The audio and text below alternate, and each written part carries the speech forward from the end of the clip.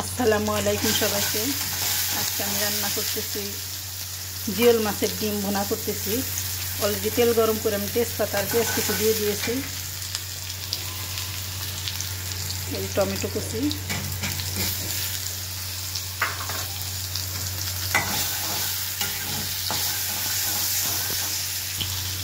স্বাদ মতো লবণ,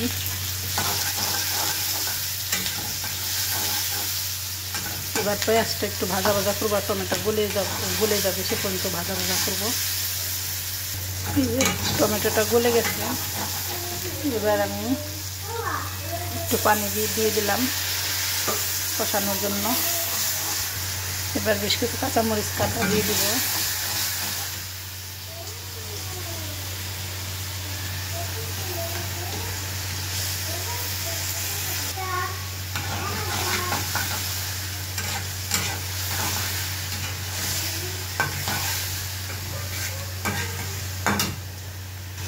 হলুদের গুঁড়া, খুবই সামান্য মরিচের গুঁড়া, একদম অল্প মরিচের গুঁড়া, ধনিয়া গুঁড়া। আমার প্রেসার কুকারে সিটি দিয়েছে, প্রেসার কুকারে আমি ডাল বসিয়েছি, মসুরের ডাল আর খেসারির ডাল মিক্সড করে।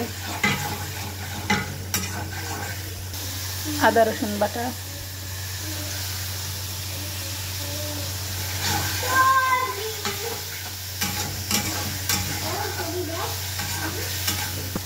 এই যে আমার মশলাটা কষানো শেষ। এবার দিয়ে দিব জিওল মাছের, এই যে জিওল মাছের ডিম আমি সেদ্ধ করে রেখেছি হলুদ আর লবণ দিয়ে, সেটা এখানে দিয়ে দিলাম।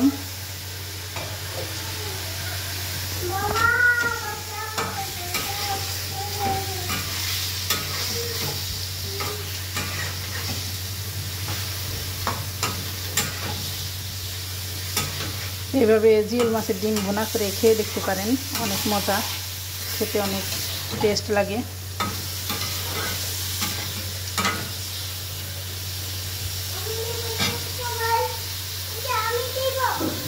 একটু পানি দিয়ে বেশ ভালোভাবে ভুনা করে নেব।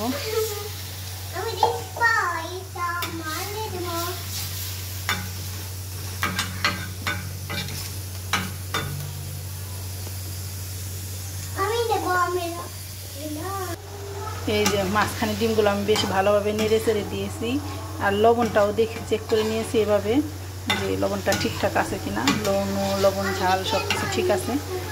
অনেক মজা হয়েছে এটা। এবার দিয়ে দেবো বেশ কিছু ধনিয়া পাতা, এই যে ধনিয়া পাতা দিয়ে দিলাম।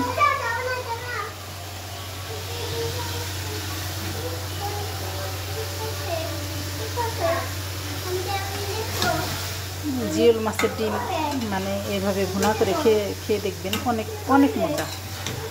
অনেকে আছে মাছের সাথে ডিমটা রেখে দেন, কিন্তু ওইভাবে মাছ ভালোভাবে ধোয়া হয় না, ডিমটাও ভালোভাবে ধোয়া হয় না আমার কাছে মনে হয়। আর আমি এভাবেই মানে আলাদা করে ডিমটা ভুনা করে বাচ্চাদের দিই, ওরা খুব সুন্দর মানে মজা করে খায় এটা।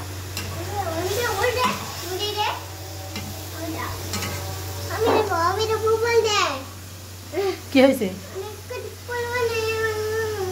অন্য করতে হয় না আব্বু, যাও। হ্যাঁ, এটা কি রান্না করতেছে আব্বু বলো তো? চলো যাই। এই যে আমার রান্নাটা এখানে শেষ।